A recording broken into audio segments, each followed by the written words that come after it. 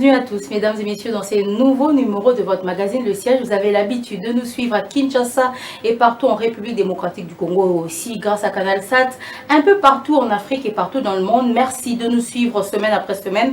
Au travers de cette émission, vous découvrez tous les hommes politiques, les leaders d'opinion qui viennent ici avec des idées novatrices pour le développement de la République démocratique du Congo. Mesdames et messieurs, c'est avec plaisir que je vous présente cette émission d'aujourd'hui. Bienvenue.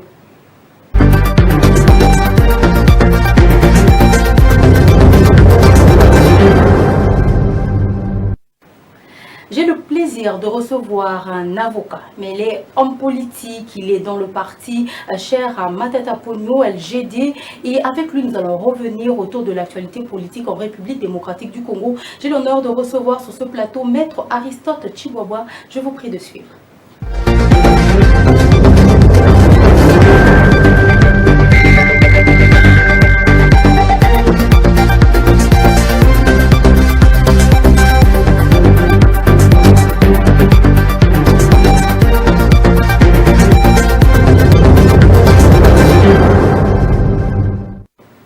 Je le disais tout à l'heure, je reçois pour vous Maître Aristote Chibobois. Il est avocat, homme politique et cadre président des jeunes, de la Ligue des jeunes du parti LGD. Bienvenue. Merci beaucoup Madame pour l'invitation que vous nous avez lancée. Merci de nous recevoir dans ces cadres merveilleux de la RTGA.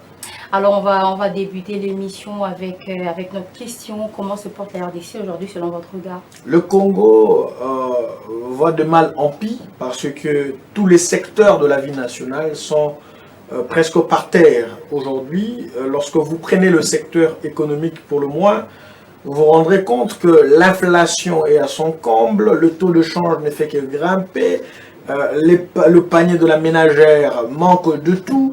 J'étais écœuré et c'était pour la première fois depuis que je connais ce pays d'avoir la possibilité d'acheter un fruit d'orange, une seule pièce à 2000 francs congolais. C'était écœurant pour moi. C'était toute une première. Donc je me rends compte que les Congolais aujourd'hui ne savent même pas répondre à la chanson des médecins suivant laquelle il faut manger 5 fruits et légumes parce qu'un seul fruit coûte déjà 2000 francs. Et donc les choses sont devenues tellement chères qu'aujourd'hui, manger simplement un fruit est devenu un luxe. Les choses sont tellement chères et que les fonctionnaires de l'État sont très mal payés et même payés en retard. Les enseignants n'en parlons pas, les militaires au front n'en parlons pas. Et sur le plan sécuritaire, alors là, c'est l'hécatombe. Nous partons des mal en pis. C'est la première fois dans l'histoire de ce pays que nous ayons des territoires entiers de notre pays être occupés par des rebelles pendant plusieurs jours, pendant au moins une année. C'est écœurant, c'est inacceptable, intolérable. On parle de la vie chère. En RDC, il y a eu la réunion, je crois, hier, la première ministre, pour réguler le cadre macroéconomique. Votre leader n'en est pas étranger et il en ressort que tout est stable. Tout est stable dans le panier de Madame Judith Souminois, je vous l'accorde. Je vous l'accorde que Madame Souminois, Madame la Première ministre, a un panier, son panier à lui de chez lui, qui est très stable.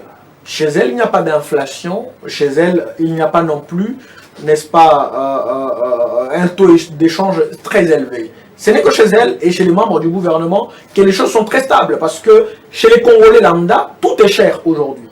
Et d'aucuns ne peut l'ignorer. Tous les Congolais aujourd'hui pleurent de tous bords. Même ceux qui ont soutenu les acquis. Hein, Zaki. Vous savez, ceux qui ont soutenu les acquis, même chez eux également, les choses ne marchent pas. Et donc aujourd'hui, nous devons nous regarder en face et avoir le courage de dire que le pays est vraiment par terre. Les choses ne marchent pas. Vous avez un discours vraiment typiquement opposant, vous savez, puisque vous êtes dans le parti de Matata Ponyo qui n'a pas finalement réussi à atteindre le seuil. On vous sent un peu aigri parce que les choses marchent. Madame, vous savez, avant d'être homme politique, je suis congolais. Je suis un citoyen de ce pays, né dans ce pays. Je connais les réalités de ce pays. Lorsque je vous donne l'exemple pour vous dire que le fruit en orange coûtait hier 200 francs, 300 francs et aujourd'hui j'en achète à 2000 francs, c'est parce que nous avons vécu dans ce pays, nous sommes partis à l'école à pied, nous avons été élèves à un moment donné, nous avons acheté un pain à une taille qu'il faut, mais aujourd'hui même la taille du pain a eu à avoir de choc par rapport à la réalité. Ce n'est pas parce que nous sommes opposants, ni parce que nous n'avons pas atteint le seuil suivant la vérité des urnes des Kadima, qui a préféré non pas d'étaler à la place publique la vérité des urnes, mais le mensonge des urnes. Ce n'est pas par rapport au mensonge des urnes que nous allons nous déterminer en tant que parti politique, en tant qu'organisation politique. Non, non, non, non, non, non. Parce que ce soit ceux de la majorité présidentielle, que ce soit ceux de l'opposition, nous sommes tous d'accord que ces élections étaient des élections les plus chaotiques que le Congo, encore moins l'Afrique, n'a jamais connues. Que pensez-vous finalement, puisqu'on parlait de la situation de la RDC, que pensez-vous de ces trêves humanitaires qui sont finalement décrétées pour une période bien précise? Madame, ça apporte la solution au problème? La solution doit être pérenne. La question de la sécurité n'est pas une question qu'on va prendre, n'est-ce pas, par coup d'émotion et de plaisir. Ce n'est pas une question conjoncturelle tout simplement. C'est une question qui doit être prise avec des décisions permanentes qui permettent à ce que ces peuples vivent réellement en paix. Quels que soient les efforts qui sont fournis, nous ne cesserons de les dire que les problèmes n'est pas un problème des stratégies, mais c'est un problème de leadership. C'est un problème de gouvernance et donc il faudrait que les gouvernants soient changés. Parce que lorsque les gouvernants sont essoufflés, c'est comme un match de football. Lorsqu'un joueur est essoufflé, il faudrait le sortir et le remplacer par un autre. Il peut beau changer la façon de dribbler, il peut beau changer sa façon de faire des choses, mais tant que vous ne l'avez pas changé, il va répondre avec les mêmes solutions parce que les mêmes causes produisent les mêmes effets. Finalement, vous parlez du bon leadership ou des bons gouvernants. Vous n'êtes pas convaincu que ceux qui nous gouvernent aujourd'hui apporteront la solution à cette guerre? En tout cas, j'ai démissionné à la foi des gouvernants actuels. Et je n'ai plus la foi. Voyez-vous, l'on dit, les chrétiens ou la Bible... Quel est l'indicateur? La Bible dit, la foi est une ferme assurant des choses qu'on espère, de celles qu'on ne voit pas. Mais ce n'est pas ça en politique. En politique, il faut qu'il y ait des indices. En politique, ce n'est pas que la foi est une affirmation des choses qu'on espère. Non, non, nous devons voir que les gouvernants ont réellement la volonté de changer les choses. Et cela s'est fait par des actes palpables. Aujourd'hui, le gouvernement actuel, l'Union sacrée aujourd'hui, c'est pratiquement un mandat avec une année déjà, ou un mandat et demi, nous sommes en train d'aller. Mais lorsque nous regardons qu'au terme de tout ce temps, n'est-ce pas que nous avons le gouvernement actuel, le président Tshisekedi et tous les carcans des personnes qui sont avec lui, les anciens Mobutistes, les anciens Kabilistes et aujourd'hui les Tshisekidistes, toutes ces personnes qui sont autour de lui, nous pouvons nous rendre à l'évidence qu'il n'y a pas de solution escomptée. Il faudrait changer de joueur. Il faudrait que ces joueurs quittent le terrain. Mais finalement, c'est la population congolaise qui a voté ces gouvernants. Mais la population congolaise qui a voté est d'accord avec moi que les élections chaotiques n'ont permis qu'à voler sa voix, à voler sa décision, parce que les votes en appellent à la redevabilité. Celui qui n'a pas été choisi, voté par le peuple, ne se sont pas redevables au peuple. Le vote en appelant à la redevabilité, ce n'est que celui qui a réellement été voté, que le peuple a entendu, connaît, ce n'est que celui-là qui peut répondre favorablement aux besoins changeants de ces peuples. Mais à partir du moment où vous avez volé les élections du peuple, comment voulez-vous que ces peuples-là sentent que réellement vous répondez à ces besoins? Vous ne répondez pas aux besoins du peuple parce que simplement, vous n'avez pas été choisi par le peuple. C'est cela la réalité, purement et simplement. L'opposition aujourd'hui, dont vous faites partie, votre parti, en fait partie, est-ce qu'aujourd'hui elle est efficace? Elle est mutilée, elle est efficace, elle ne parle plus, elle ne dit plus rien. Vous êtes journaliste, madame, vous êtes journaliste dans ce pays. Est-ce que vous pouvez m'en dire les critères, n'est-ce pas, d'établissement ou de vérification de la solidité d'une opposition? Vous en connaissez-vous? Mais chacun part finalement en son sens. Personne, non, mais est-ce que, madame, pas uni, vous n'êtes pas opposé, vous ne parlez pas, vous ne dites rien, aucune pression sur le pouvoir. Madame, quels sont les critères ou les critériums qui permettent de définir la solidité ou l'efficacité d'une opposition? Et c'est le vandalisme? Ce n'est pas ça. La meilleure opposition, c'est une opposition qui se trouve au sein du peuple. L'opposition, ce n'est pas seulement une opposition des personnes qui se dirigent. La première opposition, c'est le peuple. C'est ce peuple-là qui, quand il décide de faire quelque chose, il n'a pas besoin que quelqu'un soit devant lui pour qu'il le fasse. Et le peuple, aujourd'hui, c'est la première opposition du pouvoir. Le pouvoir n'est pas en harmonie. Le peuple a des leaders. C'est le leader qui donne aussi une certaine direction. Les leaders de l'opposition aujourd'hui ne se font même plus entendre. Vous êtes sûr? Sinon, on n'allait pas avoir des arrestations que nous voyons ça et là. Sinon, on n'allait pas avoir les meurtres des opposants que nous avons ça et là. Le musellement de l'opposition. L'extinction de la parole libre. consacré par la Constitution de la République et les lois du pays. Sinon, on n'allait pas voir cela. Mais si on arrive à avoir ces contrepoids illégaux, illicites, contre-productifs du pouvoir, c'est parce que justement l'opposition existe. Au sein du Parlement, le temple de la démocratie, l'opposition est presque inexistante. Même le poste qui revenait à l'opposition au Sénat n'a pas été remporté par un opposant. Vous pensez qu'au sein même du temple de la démocratie où il n'y a pas l'opposition, elle sera forte? Madame, dans ces bas mondes, nous avons vu dans les séculiers de la politique les institutions qui ont été déboutées, relevées, déboulonnées par un peuple. Ne vous inquiétez pas de ces 500 personnes qui se trouvent par exemple à l'Assemblée nationale. Mais c'est eux la voix Il y a des milliers de gens. C'est eux la voix du peuple. Je vais vous dire qu'il y a des milliers de gens aujourd'hui dans ce pays qui ne croient en rien en cette classe politique. Le peuple n'y croit plus. Il a besoin d'un changement, il a besoin d'un sursaut. Les peuples ne font plus confiance en cette opposition. C'est comme ça que quand il y a une seule personne qui se démarque, le peuple regarde et dit, voyons, même ces miettes est mieux que rien. Les leaders de l'opposition sont là, voilà pourquoi il y a des poursuites sans respect des règles, des droits. Il y a le musellement de cette opposition sans pour autant permettre à ce que la sacralité de la personne humaine, qui est consacrée par la Constitution, soit respectée, et même la liberté d'expression, d'opinion, des manifestations soient respectées. Nous avons été victimes à plus d'une fois dans ce pays parce que nous avons manifesté contre tel ou tel autre élément, contre la cherté de la vie, contre le respect des règles des droits, contre le respect, n'est-ce pas, de l'opposition républicaine. Mais c'est justement parce qu'il y a cette opposition que le pouvoir se lève, monte au créneau, sans respect des règles, et arrive à faire ce qu'ils font. Martin Fayulu a proposé finalement qu'il y ait un dialogue national. Il a été rejoint tout de suite par Denis Mukwege. Est-ce que c'est la position de votre parti? Qui appelle les dialogues? Qui appelle les dialogues? Et pour quelle finalité? C'est ça la bonne question. Nous appelons le dialogue. Oui, nous sommes d'accord d'être en harmonie entre Congolais. Nous ne sommes pas des ennemis. Nous sommes des adversaires politiques, mais le partenaire pour la vie. Mais lorsque un des partenaires ne respecte pas le pacte qui nous lie, qui est la Constitution de la République, qu'on doit toucher avec une main tremblante, eh bien, nous partons dans un dialogue pour quelle finalité? Quelle est l'axiologie, n'est-ce pas, de cet accord? Quelle est l'axiologie d'un dialogue? Oui, vous parlez du président Martin Fayulu, qui appellerait à un dialogue. Il appelle à un dialogue pour quelle finalité? C'est ça la question. Et qu'est-ce qu'il a à donner? Parce que dans un dialogue politique, vous savez, il y a toujours ce qu'on donne et ce qu'on reçoit. On doit le dire, malgré les élections chaotiques des Kalima, aujourd'hui, le président Tshisekedi a presque tout le pouvoir.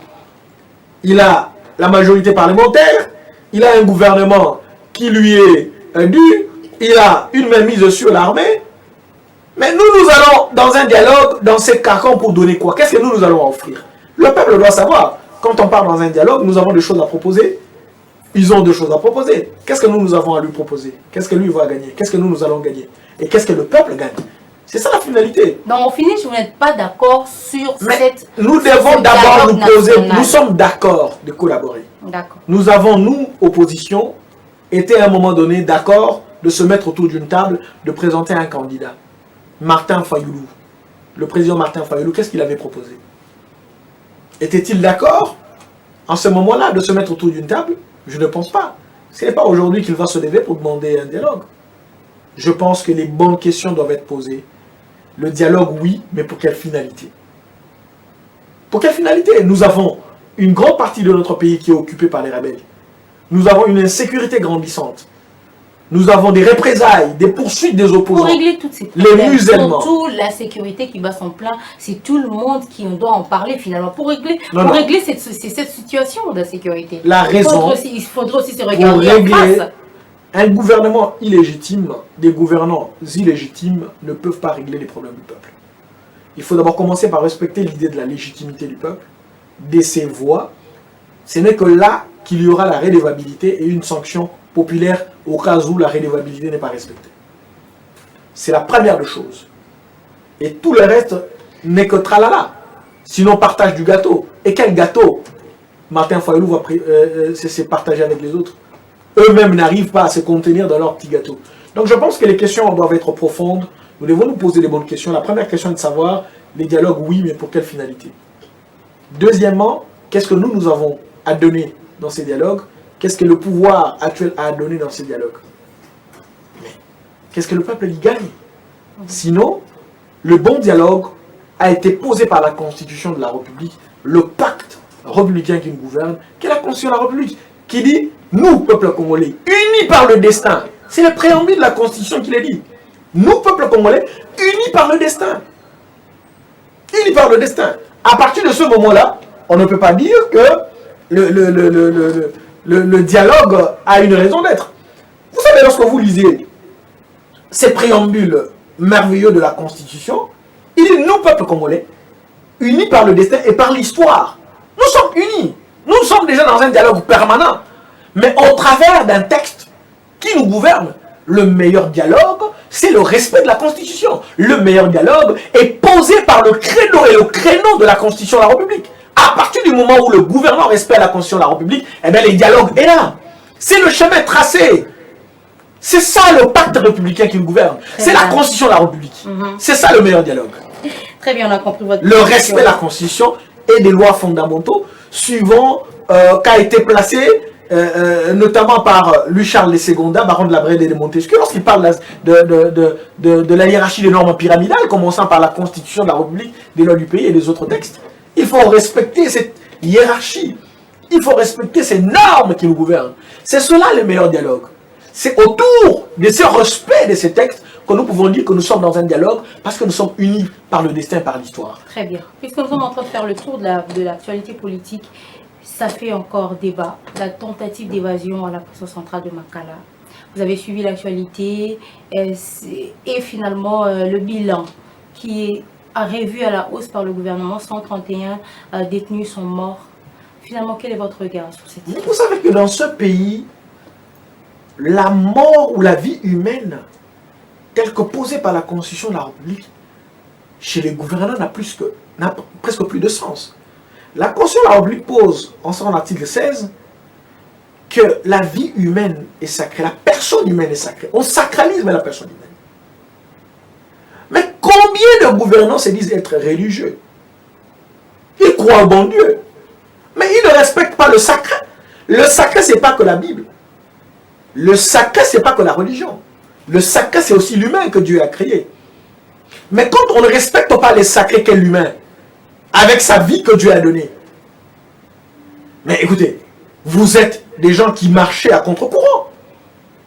Je pense qu'à partir du moment où on a plus de 100 personnes, plus de 100 vies, plus de 100 familles endeuillées, à cause de la mauvaise gouvernance, de l'absence de gouvernance, eh bien, les gens doivent engager leurs responsabilités et démissionner s'il échec. Mais il y a eu un sabotage. Le ministre de la Justice, Constant Moutamba, parlait d'un sabotage à partir du moment pour nuire aux efforts du président de la République. Madame, le ministre de la Justice fournit ses efforts, remarquables.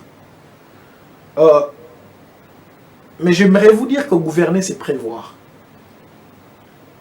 Au sein de la prison centrale de Makala, nous sommes avocats, nous y allons de temps à autre. Il y a un service de renseignement. La question que nous aimerions nous poser aujourd'hui, ou poser au gouvernement, à quoi sert le service d'intelligence? À quoi sert les services de renseignement? Est-ce que le service de renseignement aujourd'hui, c'est seulement travailler avec les fétiches pour savoir qui a volé quoi? Est-ce que c'est seulement séquestrer les opposants? Les museler? Ou bien c'est aussi prévenir, prévoir et connaître qui a dit quoi au sein de la prison, les infiltrer. Il faut qu'il y ait ces services d'infiltration dans chaque pavillon pour nous rapporter déjà ce qui va se faire, ce qui est en train de se tramer. Donc en ce moment-là, on peut dire qu'il y a faille même au sein des services de renseignement et c'est très grave. Dans un État en guerre, qu'il y ait faille au sein des services de renseignement. Il faut qu'il y ait une capacité d'intelligence au sein même des services de renseignement d'infiltrer, même au sein de la prison centrale, et des autres prisons, comme partout ailleurs, pour comprendre et connaître, n'est-ce pas, les projets qui se trament contre la République. C'est très important. Mais si cela ne se fait pas, on comprend que les services d'intelligence n'ont eu qu'à tourner les armes ailleurs contre les opposants politiques, au lieu de faire la chose qu'il faut pour la nation. Parce que les services de renseignement, les services de sécurité, ce sont des services pour le bien du peuple. Tout service de renseignement, tout service de sécurité qui agirait à l'encontre des droits et libertés fondamentaux, garantis et sécurisés par notre texte sacré qu'est la Constitution, mais c'est un service qui n'a pas lieu d'exister. Les mouvements citoyens, entre autres, sont en train ont demandé de s'associer au gouvernement pour mener ces enquêtes, pour que finalement les enquêtes puissent aboutir. Vous pensez que c'est une très bonne idée? Nous pensons que toute main capable de nous amener une solution escomptée pour éclairer la lanterne de cette situation serait la bienvenue. Mais la question n'est pas là. La question n'est pas là. Vous pouvez beau enquêter, mais qui va remettre à ces enfants-là, ces familles-là, leurs enfants qui étaient en prison? Il y en a qui ont été détenus sans être entendus. Il y en a qui étaient là sans connaître le motif de leur arrestation. Or que la Constitution de la République dit que toute personne arrêtée doit être immédiatement informée du motif de son arrestation. Il y en a qui ont été là, qui ont fait plus de 5 ans, sans savoir pourquoi ils sont là, parce qu'ils ont volé une sorte de poule ou coq, parce qu'ils ont été injustement accusés.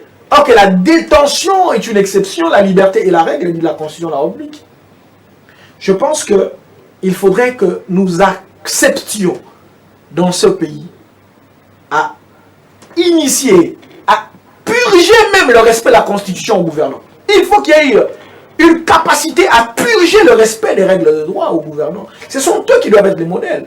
Ils doivent commencer par respecter. Ici, quand je parle de gouvernement, je vois le gouvernement à tout niveau. Je parle même des autorités judiciaires qui doivent commencer par respecter les textes qui nous gouvernent, les textes sacrés, commençant par la Constitution et d'autres lois du pays. Donc, c'est cela le grand problème. Et c'est à partir de ce moment-là que certaines choses ne vont plus se faire. Vous êtes dans l'opposition aujourd'hui. M. Seth Kouni, ancien candidat président de la République, est introuvable. Il est introuvable, il a été interpellé il y a une dizaine de jours, mais son épouse a dit hier, je pense que il lui a été informé qu'il est ni à la NER ni à la DENIA. Comment voyez-vous le fait? Madame, on ne peut pas comprendre qu'un homme politique qui a été candidat président de la République à 2 reprises, challenger du président actuel, soit arrêté, détenu même, sans respect de règles. Et que dans un pays comme le nôtre, qu'on ne sache pas où il est, alors qu'on l'avait arrêté avec 2 de ses compagnons, qui ont été libérés dans les geôles de service. Mais qu'on dise qu'on ne sait pas où il est, mais c'est écœurant. Je pense que Seth Kouni, sa place n'est pas dans les geôles des services. Sa place est avec sa famille en toute liberté. Il a fait aujourd'hui plus de 10 jours, en violation même de l'alinéa 4 de l'article 18 de la Constitution, qui voudrait que 48 heures après, une personne qui soit arrêtée, qu'il soit libéré à l'expiration de ces délais. Moi, je pense qu'à partir de ce moment-là, il y a un problème. Il y a les failles terribles. Il y a l'irrespect. Il y a des faits graves qui lui ont été reprochés. Mais ces faits-là, un peu c'est quel fait? Ce qui est passé sur les réseaux sociaux. Non, mais écoutez, madame, Seth Kouni, c'est d'appeler à la haine tribale. Vous savez, moi, en tant qu'opposant, ce n'est pas correct d'avoir une telle je ne posture. soutiendrai en aucun cas la séparation ou les séparatismes, les clanismes, le tribalisme dans ce pays. Je ne le soutiendrai en aucun cas, même si ça venait de ma mère, de mon père. Mais en même temps, je n'accepterai en aucun cas que le gouvernement viole sensiblement l'article 17 de la Constitution sur le fait qu'une personne qui est arrêtée doit être arrêtée en respect des règles de droit. Il est le principe en droit que nullum crimen nulla poena nullum judicium sine lege. Nul ne peut être arrêté, détenu, poursuivi que conformément à la loi. Mais à partir du moment où une personne est arrêtée en violation des règles de droit... Mais si les services ont dit à son épouse qu'il n'est ni à la nerf ni à la démain, puis il n'est pas arrêté. Non, mais madame, arrêtez. C'est son épouse qui dit qu'il n'est pas arrêté, il n'est ni à la nerf ni à la démain. Pensez-vous que ses compagnons ont été arrêtés comme ça et sont revenus avec une information suivant laquelle ils ont été arrêtés ensemble et ont été relâchés après, ils sont revenus pour répondre leur téléphone au niveau des services? Pensez-vous que c'est de la blague? Qu'ils se sont inventés une histoire?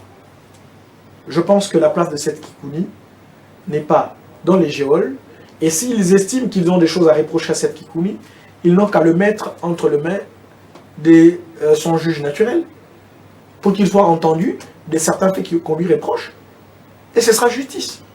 Sinon, nous sommes dans un État autocratique, totalitaire, antidémocratique. C'est une démocrature, sinon une démocratie de façade. Ce n'est pas un État dans lequel nous voulons vivre. Un État de droit, et un État de droit démocratique, je dirais même un État de droit constitutionnel. Nous sommes dans une démocrature, une démocratie de façade. Malheureusement, nous sommes dans un État, un non-État.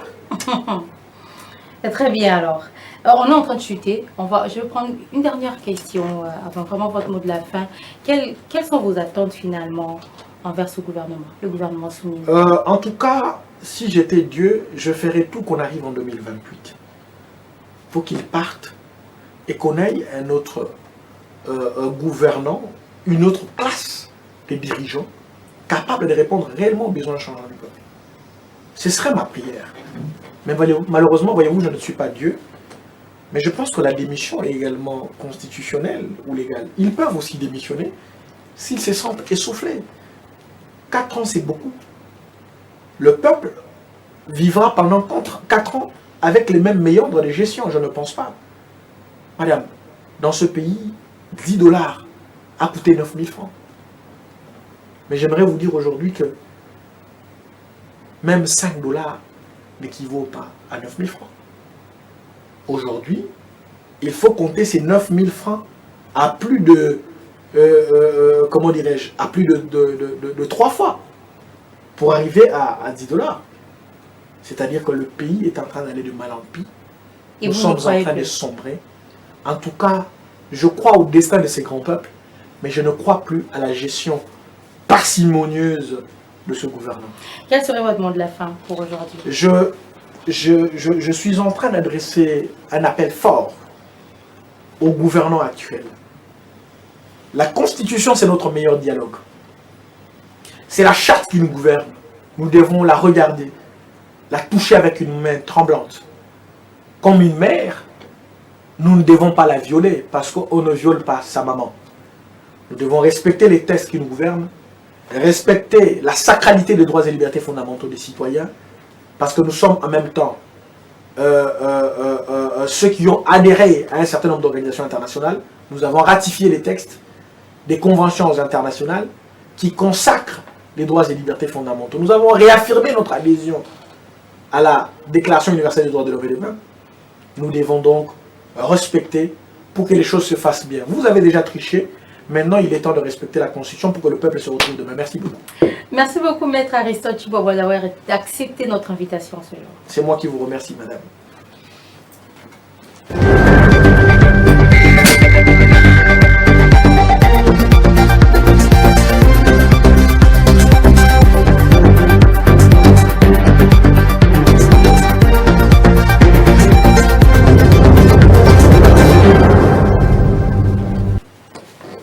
C'était un réel plaisir, comme à l'accoutumée, de vous présenter cette émission. Mon équipe et moi, nous sommes très heureux de votre sympathique attention. Nous nous donnons rendez-vous très bientôt avec le même plaisir. À très bientôt.